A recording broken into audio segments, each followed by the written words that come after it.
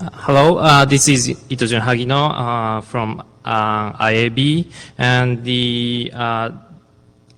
this talk is about the IAB posting to NANOG mailing list on last October, titled IAB Concerns Against Permanent Deployment of Edge-Based Filtering.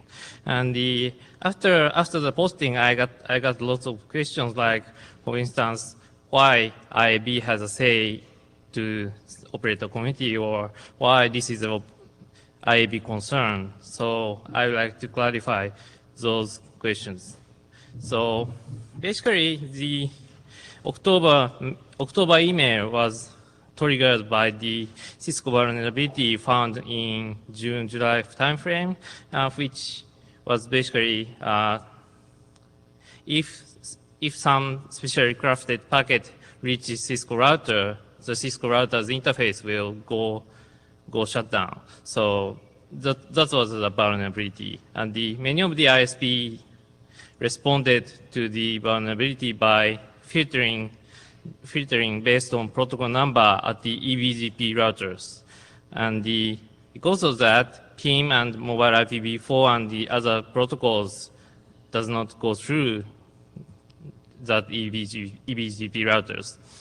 And as a short-term workaround, while you are upgrading Cisco routers, it is okay. However, IAB heard that the multiple ISPs plan to leave the filtering configuration forever.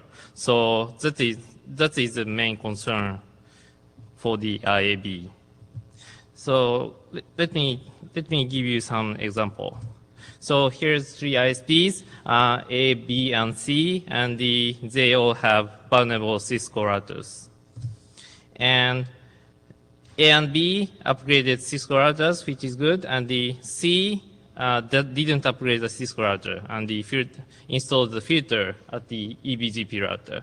By the way, the line in the middle is the Internet Exchange. First bad thing about the filtering at the eBGP router and the not upgrading Cisco router is that the attackers could be your customers. So filter at the eBGP router is useless. Could be useless. And this is not really an IAB concern, but of course this should be operator's concern. The next one is the really IAB concern. These filters prohibit some of the important protocols, such as mobile IPv4 and PIM in the case of June-July Cisco vulnerability. However, if it was TCP, it was really horrible. It will be really horrible situation.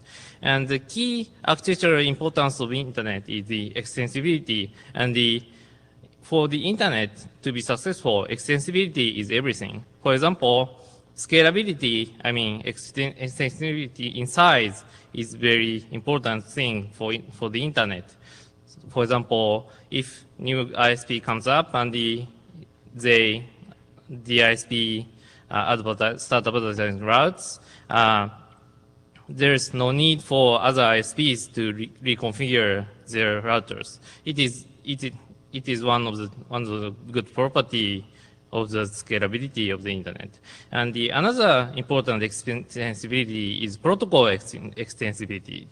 And on the internet, it is easy to introduce new protocols, such as, for instance, HTTP, DCCP, or some random gaming protocols. And it is not necessary to upgrade routers to introduce new protocols. And this is very important for the successful internet to be successful. And the filters at the eBGP routers will damage this protocol extensibility. Think about the extreme example of pseudo-internet which passes TCP port 80 traffic only. And we cannot call it internet, and it will show you that the protocol extensibility is very important for the internet to be successful. So, and the last issue, so this was the really IAB concern. If there is another incident like this, like the June-July Cisco vulnerability occur, and there's more eBGP filtering installed, and it becomes permanent. Protocol extensibility of the internet will be damaged, and it will be really bad for the architecture of the internet. Lastly, usually customers are not notified of filters at the eBGP routers, and even if they are notified, customers do not have control over which eBGP router to use to reach certain destination. So customers have no idea why specific protocol cannot go through, for example, mobile IPv4. So customers are not notified. It is a problem. And by the way, it is okay to filter as a service to customer with customer's consent at the customer edge routers. At the customer edge routers, it is okay. And the IAB comment does not discuss this. And it is okay to filter under customer's consent. So IAB doesn't discuss that. So to summarize, so IAB noted that the multiple ISPs plan to leave the filtering configuration forever, and that is threat to the internet itself, to the extensibility of the internet itself. So if your ISP is still filtering these packets and the filtering packets at the eBGP routers, please upgrade the Cisco routers and please remove these eBGP filters at the eBGP routers. And if you have comments, please come to the microphone or maybe email to iab@ietf.org. Thank you. So we have time to take questions. I'll start. I was just listening to your talk and I was thinking about all the filtering, edge filtering that we have installed around the internet, especially for, whatever's happening on port 145 or whatever. And it seems to be that the IAB is making a distinction between that kind of filtering, edge filtering, and eBGP filtering. And you did have a comment about some commercial issue that had to do with customer consent, but I don't think that's relevant here.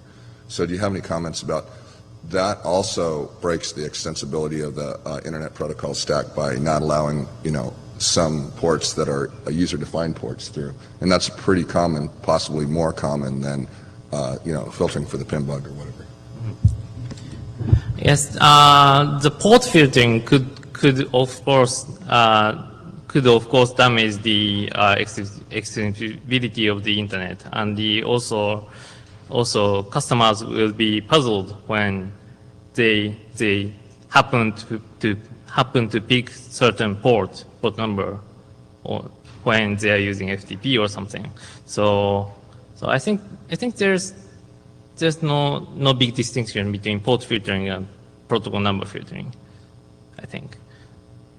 But in this certain case, we heard that a lot of ISPs are installing filters at the eBGP routers, and they will stay forever.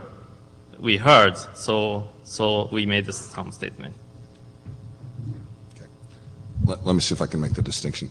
Is it because they're eBGP filters as opposed to filters usually on customer links, or I'm not really sure why.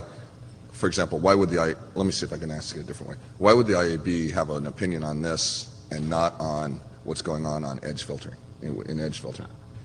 You mean customer edge filtering? Yeah. For the customer edge filtering, normally customers are asking ISPs to filter, usually, or maybe. It goes both ways. Yeah, it goes both ways. Yes. So also the IAB is concerned more about backbone, more about the protocol extensibility in the backbone than the edge, I guess. Yes. Barry Green, Francisco. There's no distinction whether you put the filter on your customer edge or your peer edge.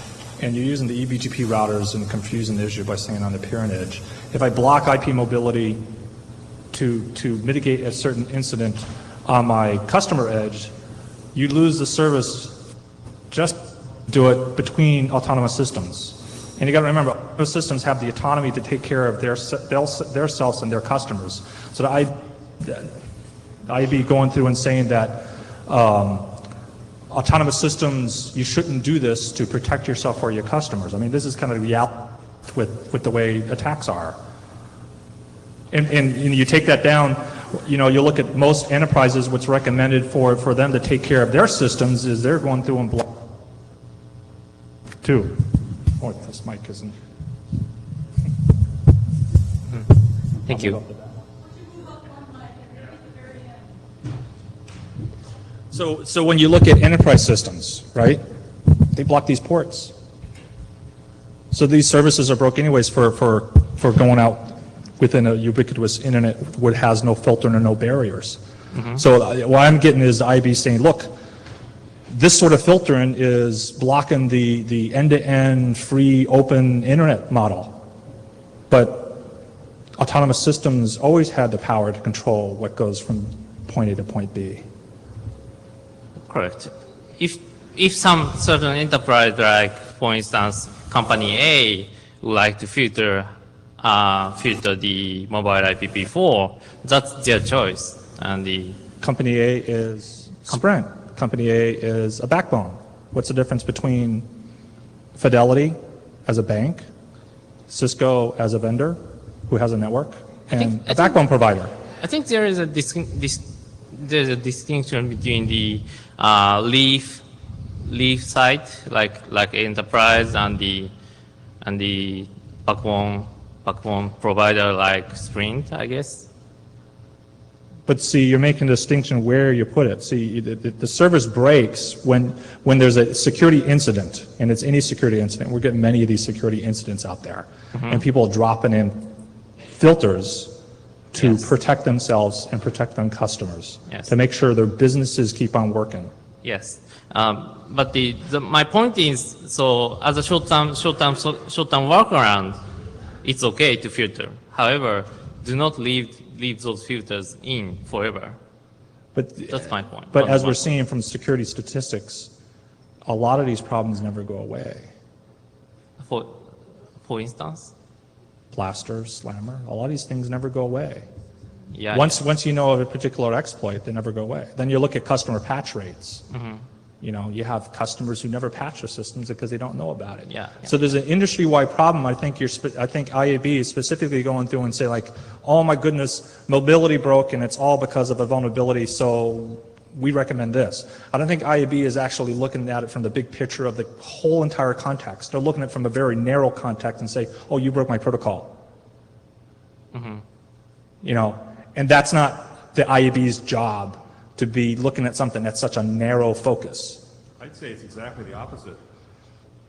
The IAB is taking the wide view. They want the internet to continue to work the way it used to work and not have it be slowly destroyed by filters that pop up everywhere and nobody can control. But then the IAB should be going through and saying, here's the inherent reasons why, and this is what we should be doing. The filters are a consequence of some other issue. They're a consequence of some other issue out there. That's right. That's right. They are, in fact, a consequence of primarily of Microsoft software and its incredibly poor security record. It doesn't show any signs of getting better anytime soon. But it's not so much a question of where the filters are placed, but who controls them. Okay, that's the crucial issue. Does the end user control the filter, or does the ISP control the filter? The ISP is supposed to be there to provide a service to the end user. By putting in a filter that I did not ask for, they're not doing what I want them to do, what I'm paying them to do. If I want to protect my own machines with a filter, that's my choice. That's not something the ISP can ram down my throat.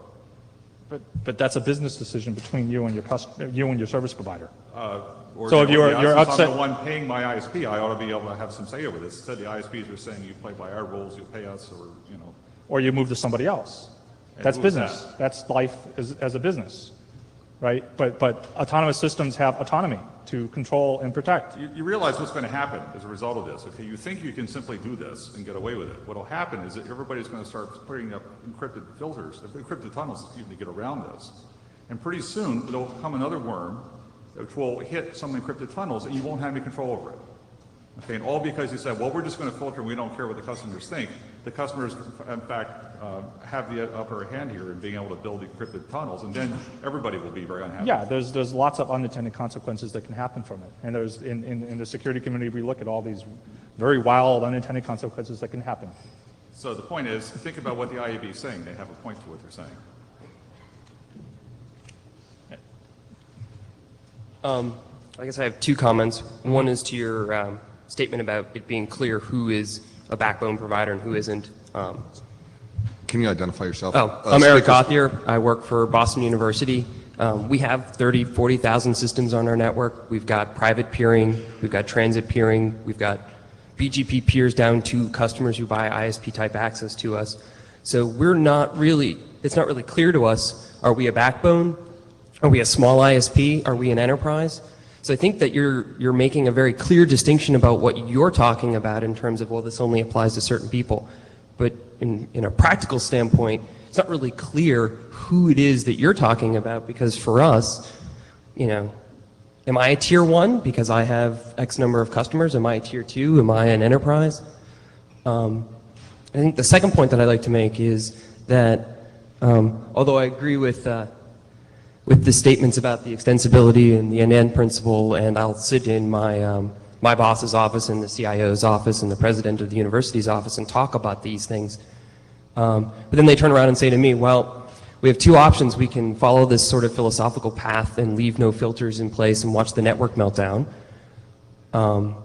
We can spend a lot of money to prevent that network from melting down and leave these filters out. Or we can take a zero-cost solution and just filter out a particular port. And I haven't found a good argument to my bosses where I can justify not putting those filters in from an economic standpoint. Do you have any words of advice for what I can say to make the argument? So you're asking for. You're telling us that we should follow a certain practice. Yeah. And yet, when I stand in the offices of my boss and my CIO, and I say, well, we have to follow this guideline and not put filters in, and they say, why? And I say, well, sort of philosophically, the internet should scale better were we not to do this. And he said, well, how much is it going to cost us not to put these filters in? Well, we'd have to buy a bunch more gear. We have to improve our network capacity. We have to hire a bunch of security people. And he says, well, what's the cost of putting these filters in besides ruining this philosophical concept? And my answer is, well, about 10 minutes worth of work. Well, what I'm looking for is, what is the argument that I can use? I just gave you one. The argument is that eventually, if you tick off your customers enough, they will start building a patchwork of encrypted tunnels that you will no longer be able to filter when the time comes. I spoke on exactly this point yesterday. I said that if you tick off your users by blocking the end-to-end model, they will work around you by setting up encrypted tunnels. Okay, and when you do that, you no longer have any control at all. It becomes completely opaque to you. And when the next blaster worm hits, you will be defenseless. That is the cost. I mean, I hit you now, but it'll hit you in the future. Sorry, my name is Chris. I work for a reasonably sized network. And we internally... Pardon me, could you state your name and talk into the mic so folks can hear? My name is Chris, and I work for a reasonably sized network. So I'm not really going to say my company's perspective on the problem, but my personal and the operators who run the network that I work on's perspective. There's two pieces, and to some extent, you're right. I didn't catch your name. I'm sorry, Phil Karn. I work for Phil, I okay. spoke yesterday in New Sorry, I have a really bad memory for names. So, Phil, to some extent, you're right. If at an ISP level you do this filtering, which is the IAB's concern, then your customers will A, be ticked off, B, find some way around it, and C, won't ever fix their problem, right? So if you look at problems specifically like virus-related problems, not the Cisco problems, we'll deal with that one in a second, but virus-related problems from an ISP perspective, I can block TCP port 80 and solve Code Red's problem on my network, right? Of course, I'll have a lot of other problems then. So from an ISP perspective, there's a lot of judicious decision. Do you want to filter this? and be the firewall for your network, or you just want to kind of let it run rampant and say, you guys really have to clean up? It's not an either-or thing. I mean, I think we're all in agreement that filters within the core have a role when there's an emergency going on. When Blaster is just hit, there's I don't think anybody disagrees. Yeah, with that. not Blaster per se, but use the Cisco example. Something like it. So the decision comes down for us, or for, again, not MCI, but for the people that run a large network. You need to save your network first and let everything else go. So if for the Cisco example, I need to filter the 4 protocols, PIM, IP mobility, and two other protocols, right? I need to filter those to save my Cisco devices until I upgrade them. As soon as I'm done with my upgrade path, off come the filters. And believe me, we got a lot of flack for doing that. But wait, you say you want to protect your own Cisco routers? Well, those are your hosts. You're free to filter those any way you want. Exactly. You don't block what the customers are sending to each other. There's a big difference there. right, that's true. But there is a limit to what filtering I can do around my network. I have to make a decision. Can I put a 1,000-line access list or a 4-line access list? So I can't support a 1,000-line access list everywhere, so I have to, make some business decision that says, well, I'm going to filter this for as short as possible, rush my upgrades, get everything done as quickly as we can, remove all the filters and let everything go, and provide exception case if required. So from an ISP perspective, you're right. You can't filter this. You can't be the internet's firewall. It's a losing battle. And everyone here, including IAB, agrees. I think the question from the Boston University guy who just ran away, there he is how do you make your decision? You have to decide whether parts of your network are going to melt down if you don't do this, or they're not. And you're an educational place, so you really can't even filter anybody anyway, right? So point of order, you have guys. to provide. You have to provide open communication. You have to provide them. Okay. Kind of Point of order here. We're running out of time for this section, and I want to give Bill a chance. So let's have Bill, and then if we have any time left over, we'll go back. Okay? Is that fair? Thank you. One second. Okay. Bill have a chance. Oh, just kind of an interesting. Steve Belvin was unable to persuade me to sit down. Historically, we have discovered, or at least some of us are aware of the fact that filtering in the core has a performance impact. And so pushing filters closer to the edge tends to increase our performance and the amount of packets we can move, hence the amount of money you can make. So filtering in the core is often, or historically has been considered a bad idea and something that you only do as a last resort. From Phil, I will argue with you from empirical evidence that opaque data, i.e. an IPsec encrypted tunnel, is recognizable by certain ISPs, and they will filter opaque data. If they can't recognize it, they'll block it. And that's a known technique that some people use. So your argument about being able to do IPsec encrypted end-to-end tunnels to bypass things it sounds a little hollow to me. I'm sorry? Port 445 HTTP over SSL. You block that one too? You're going to have Amazon.com and all of other retailers very unhappy if you start blocking. For my particular network, there are 2 protocols that get through, and only 2. Port 22 and port 53. There's no port 80, there's no 25, nothing. Is an interesting choice. I understand. Okay, We can talk about that later, my but point but the filtering, the idea that filtering, as Chris pointed out, where you have filtering that protects your assets, your resources, whatever they may be, whether it's the Cisco routers, whether it's the bandwidth that I have purchased. My customers, in fact, are somewhat lower on the scale than protecting the infrastructure.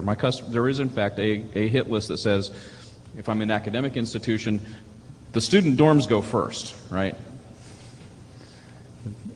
So there's this list that says that I degrade my network in this fashion and to whatever benefit, and everybody has to make those sets of choices on their own.